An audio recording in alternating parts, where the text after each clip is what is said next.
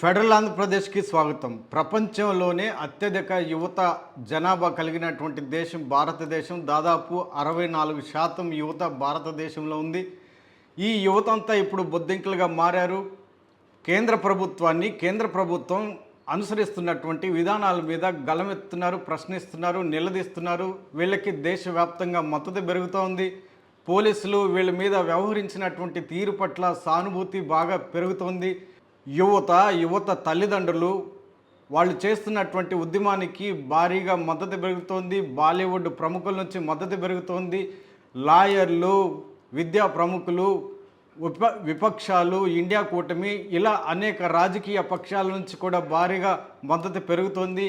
వాళ్ళ న్యాయమైన డిమాండ్ల మీద కేంద్ర ప్రభుత్వం స్పందించాలని వాళ్ళు డిమాండ్ చేస్తున్నారు.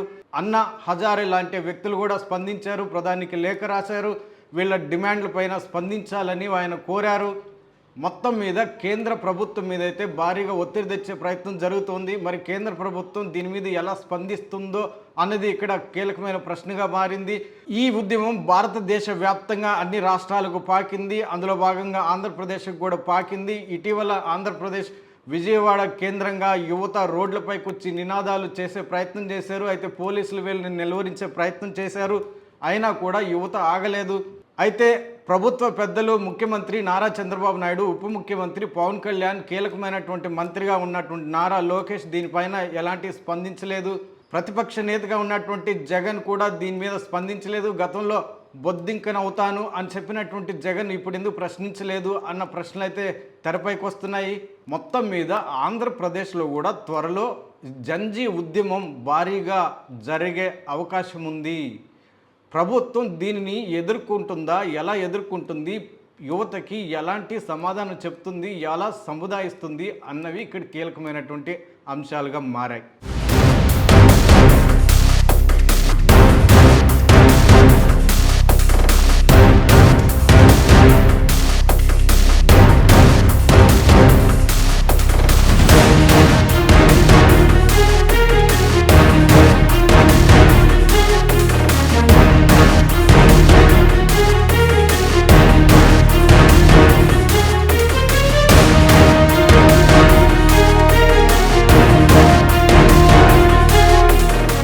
అసలు ఈ జంజీ ఉద్యమం ఎందుకు వచ్చింది, ఎలా వచ్చింది, దీనికి కారకులు ఎవరు అన్నది కూడా ఇక్కడ కీలకమైనటువంటి అంశంగా మారింది. బాధ్యతాయుతమైనటువంటి సుప్రీంకోర్టు ప్రధాన న్యాయమూర్తి స్థానంలో ఉన్నటువంటి వ్యక్తి చేసినటువంటి వ్యాఖ్యలు, వాళ్ళని విమర్శిస్తూ యువతని ఒక రకమైనటువంటి అవమానానికి గురి చేసే విధంగా ఆయన వ్యాఖ్యలు చేయడం, బొద్దింకులని, పరాన్నజీవులని యువతని ఆయన సంబోధించడం, వక్రీకరించే విధంగా, వాళ్ళ మనోభావాలు దెబ్బతినే విధంగా ఆయన విమర్శలు గుప్పించడం, దీంతో జంజీ ఉద్యమం తెరపైకి రావడం, బొద్దింకల పార్టీగా అవతరించడం, కాక్రోచ్ జనతా పార్టీ తెరపైకి రావడం, ఆ తర్వాత జంతర్ మంతర్లో సుప్రీంకోర్టు ప్రధాన న్యాయమూర్తి చేసినటువంటి వ్యాఖ్యల మీద వాళ్ళు నిరసనలు తెలపడం, ఆ తర్వాత నీట్ పేపర్ లీక్ తెరపైకి రావడం, దానివల్ల దాదాపు 14 మంది అమాయక యువత ప్రాణాలు పోగొట్టుకోవడం, ఆత్మహత్యలకు పాల్పడడం, అప్పటికే తీవ్ర అసంతృప్తి, నిరాశ, నిస్పృహల్లో ఉన్నటువంటి సుప్రీంకోర్టు ప్రధాన న్యాయమూర్తి వ్యాఖ్యలతో వాళ్ళు ఒక రకమైనటువంటి అసంతృప్తిలో ఉన్నటువంటి యువతని ఈ నీట్ లీక్ పేపరు, 14 మంది యువత ఆత్మహత్య సంఘటనలు వాళ్ళ ఆగ్రహానికి ఆజ్యం పోసినట్లుగా అయ్యాయి. దీంతో కేంద్ర ప్రభుత్వం మీద వాళ్ళు ఉద్యమాన్ని తెరపైకి తీసుకొచ్చారు. కేంద్ర విద్యాశాఖ మంత్రి ధర్మేంద్ర ప్రధాన్ రాజీనామా చేయాలని వాళ్ళు డిమాండ్ చేస్తూ జంతర్ మంతర్ వేదికగా వాళ్ళు ఉద్యమాన్ని చేపట్టారు. ఆ ఉద్యమానికి ప్రముఖ పర్యావరణవేత్త సోనం చూంగ్ మద్దతు ప్రకటించడం, నిరాహార దీక్షకు దిగడం, ఆ తర్వాత ఆయనని ఆసుపత్రికి తరలించడం, ఆ క్రమంలో చోటు చేసుకున్నటువంటి పరిణామాలు దేశవ్యాప్తంగా సంచలనంగా మారడం, దీని మీద పార్లమెంటును ముట్టడి చేసే ప్రయత్నం యువత చేయడం, ఆ సందర్భంగా యువత మీద, ప్రత్యేకించి యువతల మీద పోలీసులు వ్యవహరించినటువంటి తీరు, ఇవన్నీ కూడా దేశవ్యాప్తంగా చర్చగా మారాయి. తల్లిదండ్రులు, యువత తల్లిదండ్రులు వాళ్ళకి సపోర్ట్గా నిలుస్తున్నారు. జంతర్ మంతర్కి వెళ్ళి వాళ్ళ ఉద్యమానికి మద్దతు పలుకుతున్నారు. ఇవన్నీ ప్రస్తుతం జరుగుతూ వస్తున్నాయి. యువతలో ఇలాంటి తీవ్రమైనటువంటి అసంతృప్తులు ఎందుకు వస్తున్నాయి అన్నది ఇక్కడ కీలకమైనటువంటి అంశం. కేంద్ర ప్రభుత్వం గత 12 ఏళ్లుగా అనుసరిస్తున్నటువంటి విధానాలు యువతని మరి తీవ్రమైనటువంటి ఆగ్రహానికి గురి చేస్తున్నాయి. విద్యాశాఖకు సంబంధించి కానీ, వైద్యశాఖకు సంబంధించి కానీ, ఇలా అనేక రంగాలకు సంబంధించి కేంద్ర ప్రభుత్వం వ్యవహరిస్తున్నటువంటి తీరు, వాళ్ళు చేస్తున్నటువంటి పాలసీలు ఇవన్నీ కూడా యువతలో తీవ్రమైనటువంటి ఆగ్రహానికి గురయ్యే విధంగా వాళ్ళు వ్యవహరిస్తున్నారు అన్న చర్చ కీలకంగా ఉంది.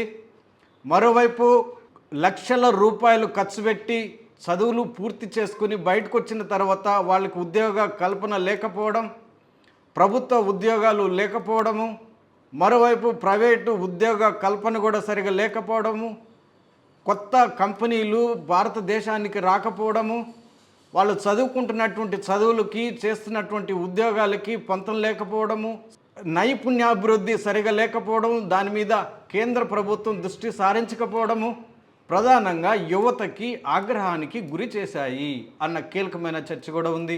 కేంద్ర ప్రభుత్వం గత 12 ఏళ్లుగా అనుసరిస్తున్నటువంటి విధానాల్లో మరి ముఖ్యంగా తిండి, బట్ట ఈ అంశాల మీద యువతని ఒక తీవ్రమైనటువంటి మానసిక ఒత్తిడికి గురి చేయడము, విద్యా వ్యవస్థలో వస్తున్నటువంటి మార్పులు వాళ్ళ ఆగ్రహానికి వ్యక్తం చేయడము, ఉపాధి కల్పన లేకపోవడము, నిరుద్యోగ శాతం పెరుగుతూ ఉండడము, యువతని సరైన దారిలో పెట్టడానికి కేంద్ర ప్రభుత్వం దృష్టి సారించకపోవడము, కనీసం స్వేచ్ఛగా ఉండడానికి, స్వేచ్ఛగా మాట్లాడుకోవడానికి కూడా వాతావరణం భారతదేశంలో లేకపోవడము, ఒక నిర్బంధ వాతావరణం క్రియేట్ చేయడము, కేంద్ర ప్రభుత్వం అనుసరిస్తున్నటువంటి ప్రజా వ్యతిరేక విధానాల మీద ప్రశ్నించే అవకాశం లేకుండా చేయడము, బలవంతంగా వాళ్ళ గొంతులను నొక్కే ప్రయత్నం చేయడము, ఒకవేళ ప్రశ్నిస్తున్న వాళ్ళని బలవంతంగా కేసులు పెట్టి జైలు పాలు చేయడము, ఈ అంశాలన్నీ యువతలో ఒక నిరాశ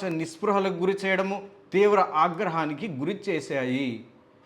దీనివల్ల తీవ్రమైనటువంటి ఒత్తిడికి వాళ్ళు తోయబడ్డారు, బలవంతంగా వాళ్ళు మానసిక ఒత్తిడిలోకి నెట్టబడ్డారు. ఇందువల్లే యువతలో ఒక తీవ్రమైనటువంటి అసంతృప్తి పెళ్ళుబుకుతోంది. దీనికి సుప్రీంకోర్టు ప్రధాన న్యాయమూర్తి చేసినటువంటి వ్యాఖ్యలు, వ్యంగ్యమైన వ్యాఖ్యలు, విమర్శలు ఇవన్నీ ప్రధాన కారణంగా యువత రోడ్లపై రావడానికి ప్రధాన కారణాలుగా నిలిచాయి. దీనికి నీట్ పేపర్ లీకు, కేంద్ర ప్రభుత్వం అనుసరిస్తున్నటువంటి విధానాలు మరింత ఆజ్యం పోశాయి అన్నది కూడా కీలకమైనటువంటి చర్చగా మారింది. జంతర్ మంతర్ వేదికగా యువత చేస్తున్నటువంటి ప్రశాంత వాతావరణంలో చేస్తున్న ఉద్యమం మీద పోలీసులు వ్యవహరిస్తున్నటువంటి తీరు, మేకులతో కూడినటువంటి కర్రలతో వాళ్ళని కొట్టడం, ప్రత్యేకించి యువతల మీద వాళ్ళు వ్యవహరించినటువంటి తీరు, కర్రలతో వాళ్ళు కొట్టినటువంటి తీరు, గుచ్చినటువంటి తీరు, తాకరాని చోట వాళ్ళు తాకడము, వాళ్ళ చేత లాఠీచార్జ్ చేయించడము, గొడ్డును బాధించే విధంగా వాళ్ళు చేయడము, రాళ్ళు రువ్వడం. ఎక్కడైనా ఆందోళనకారులు తీవ్రమైన ఆగ్రహానికి గురైనప్పుడు నిరసనలో భాగంగా ఎక్కడైనా రాళ్ళు రువ్వుతారు. కానీ ఇక్కడ దానికి వ్యతిరేకంగా జరిగింది. పోలీసులు కావాలని యువత మీద రాళ్ళు రువ్వడము, ఇవన్నీ కూడా ప్రస్తుతం దేశ ప్రజలంతా చూస్తున్నారు. అవి పెద్ద ఎత్తున చర్చనీయాంశంగా మారాయి. ఈ నేపథ్యంలో యువత చేస్తున్నటువంటి న్యాయమైన ఉద్యమానికి భారతదేశ వ్యాప్తంగా మద్దతు బాగా పెరిగింది, ఒక కీలకమైన చర్చగా మారింది. బాలీవుడ్ సినీ నటులు, అడ్వకేట్లు, విద్యా ప్రముఖులు, విశ్లేషకులు, రాజకీయ పార్టీలు, యువత వీళ్ళంతా భారీగా మద్దతు తెలుపుతున్నారు. ప్రధానంగా యువత తల్లిదండ్రులు కూడా భారీగా మద్దతు తెలుపుతున్నారు. అయితే ప్రస్తుతం ఈ జన్జీ ఉద్యమం ఆంధ్రప్రదేశ్లో ఎలాంటి ప్రభావం చూపించబోతుంది, ఆంధ్రప్రదేశ్లో ఉన్నటువంటి యువతని కూటమి ప్రభుత్వం ఏ విధంగా ట్రీట్ చేస్తుంది అన్న అంశాలు కూడా ఇప్పుడు కీలకమైన చర్చగా మారాయి, తెరపైకి వస్తున్నాయి. ముఖ్యమంత్రి నారా చంద్రబాబు కానీ, ఉప ముఖ్యమంత్రి పవన్ కళ్యాణ్ కానీ దీని మీద స్పందించకపోవడం, మౌనంగా ఉండడం, ఇది కూడా ఒక కీలకమైన చర్చగా ఉంది. మరోవైపు ప్రతిపక్ష నాయకుడిగా ఉన్నటువంటి వైఎస్ జగన్మోహన్ రెడ్డి కూడా దీని మీద స్పందించకపోవడం, మాట్లాడకపోవడం కూడా ఒక పెద్ద చర్చగా మారింది. సరే, కూటమిలో భాగస్వాములుగా ఉన్నటువంటి ముఖ్యమంత్రి పవన్ కళ్యాణ్లు మాట్లాడకపోవచ్చు. అంటే కూటమి ధర్మం ప్రకారము బీజేపీకి సపోర్ట్ చేస్తున్నటువంటి నేపథ్యంలో వాళ్ళు దీని గురించి ప్రస్తావించకపోవచ్చు. కానీ ప్రతిపక్షంలో ఉన్న నాయకుడు దీని మీద ఎందుకు ప్రస్తావించడం లేదు? ఇది ప్రతిపక్ష నాయకుడు బాధ్యత కదా. యువత, లక్షలాది మంది యువత ఢిల్లీ కేంద్రంగా చేస్తున్నటువంటి ఉద్యమానికి మద్దతు పలకడం కనీసం బాధ్యత కదా అన్న ప్రశ్నలు కూడా తెరపైకి వస్తున్నాయి. మరోవైపు ఇది వరకు దీని మీద స్పందించినటువంటి జగన్మోహన్ రెడ్డి ప్రశ్నించే గొంతులను తొక్కేస్తున్నారు, అణగదొక్కుతున్నారు. ఈ నేపథ్యంలో నేను కూడా బొద్దింకనవుతాను అని చెప్పినటువంటి జగన్మోహన్ రెడ్డి తాజాగా జంతర్ మంతర్ వేదికగా జరిగినటువంటి ఉద్యమం మీద ఎందుకు స్పందించడం లేదు, ప్రశ్నించడం లేదు, కేంద్ర ప్రభుత్వాన్ని ఎందుకు ప్రశ్నించడం లేదు, యువతకి మద్దతు ఎందుకు తెలపడం లేదు అన్న ప్రశ్నలు కూడా కీలకంగా తెరపైకి వస్తున్నాయి. మరోవైపు ఆంధ్రప్రదేశ్లో నిరుద్యోగ శాతం భారీగా ఉంది. భారతదేశ సగటు శాతంతో పోలిస్తే ఆంధ్రప్రదేశ్లోని నిరుద్యోగ శాతం భారీగా ఉంది. దాదాపు 8.2% ఉంది. ఆంధ్రప్రదేశ్లో చదువులు పూర్తి చేసుకుంటున్నటువంటి విద్యార్థులకి ఉపాధి కల్పించడంలో కూటమి ప్రభుత్వం వైఫల్యం చెందింది అన్న విమర్శలు భారీగా వినిపిస్తున్నాయి. ప్రభుత్వ ఉద్యోగాలు నోటిఫికేషన్లు ఇవ్వడంలోనూ, ఒకవేళ ఇచ్చినటువంటి నోటిఫికేషన్లు కూడా అక్రమాలు, అవినీతి చోటు చేసుకుంటున్నాయన్న ఆరోపణలు బలంగా వినిపిస్తున్నాయి. ఏపీపీఎస్సీ నోటిఫికేషన్లు కానీ, ఇటీవల మెగా డిఎస్సి పేరుతో వచ్చినటువంటి మెగా డిఎస్సి అంశం కూడా భారీగా అక్రమాలు జరిగాయని, అవినీతి చోటు చేసుకుందని భారీగా ఆరోపణలు వినిపిస్తున్నాయి. ఈ అంశం కూడా ఇప్పుడు పార్లమెంట్లో చర్చగా మారింది. ఈ నేపథ్యంలో ఆంధ్రప్రదేశ్లోని యువత కూడా తీవ్రమైనటువంటి నిరాశ, నిస్పృహలకు లోను కావడం, అవి ఆగ్రహానికి గురి చేసే అంశాలుగా మారడం కూడా ఒక కీలకమైన చర్చగా మారింది. మరోవైపు రాష్ట్రం విడిపోయి 12 ఏళ్ళు పూర్తయినటువంటి నేపథ్యంలో కూడా ఆంధ్రప్రదేశ్కి చెప్పుకోదగ్గ కంపెనీలు రాకపోవడం, వచ్చినటువంటి తక్కువ కంపెనీల్లో అధిక నిరుద్యోగులకు ఉపాధి కల్పించలేకపోవడం, మరోవైపు ప్రభుత్వ ఉద్యోగాలు లేకపోవడము, ప్రైవేటు సంస్థలు రాకపోవడము, చదువులు పూర్తి చేసి, అంటే లక్షల రూపాయలు వెచ్చించి చదువులు పూర్తి చేసి బయటకు వచ్చినటువంటి నిరుద్యోగులకి ఉపాధి కల్పన లేకపోవడము, వాళ్ళకి సరైన స్కిల్ డెవలప్మెంట్ ప్రోగ్రామ్స్ చేపట్టకపోవడము, ఈ నేపథ్యంలో ఇతర రాష్ట్రాలకు వలసలు వెళ్ళడము, ఇవి ప్రతి ఏటా పెరుగుతూ ఉండడం, ఇవన్నీ కూడా యువతలో ఒక ఆగ్రహానికి గురి చేసేటువంటి అంశాలుగా మారాయన్న కీలకమైన చర్చ ఉంది. వీటిని అడ్రస్ చేయడంలోనూ ఈ యువతకు సంబంధించినటువంటి అంశాల మీద ప్రత్యేకమైన దృష్టి సారించకపోవడము, ఎంతసేపటికి రాజకీయాలు చేయడము, కేసులు నమోదు, ఈ అంశాల మీదే రాజకీయాలు మొత్తం తిరుగుతూ ఉండడము, మతపరమైనటువంటి అంశాలు రాజకీయ అంశాలుగా మారుతూ ఉండడము, ఇవన్నీ కూడా యువతలో ఒక నిరాశ, నిస్పృహలకు, తీవ్రమైన ఆగ్రహానికి గురి చేసే అంశాలుగా మారాయి అన్న కీలకమైన చర్చ ఉంది. ఈ నేపథ్యంలో ఆంధ్రప్రదేశ్లో కూడా త్వరలో జన్జీ ఉద్యమం తీవ్ర రూపం దాల్చే అవకాశాలు ఉన్నాయన్న చర్చ కీలకంగా వినిపిస్తోంది. ఢిల్లీలో జరుగుతున్నటువంటి ఈ ఉద్యమం దేశవ్యాప్తంగా పాకిన నేపథ్యంలో అన్ని రాష్ట్రాల యువత దానికి భారీగా మద్దతు తెలుపుతున్నటువంటి నేపథ్యంలో ఆంధ్రప్రదేశ్లోని యువత కూడా దీనికి మద్దతు తెలిపే విధంగా రోడ్లపైకి వచ్చి భారీగా ఉద్యమించే అవకాశాలు ఉన్నాయి అన్న కీలకమైన చర్చ అయితే భారీగా వినిపిస్తోంది.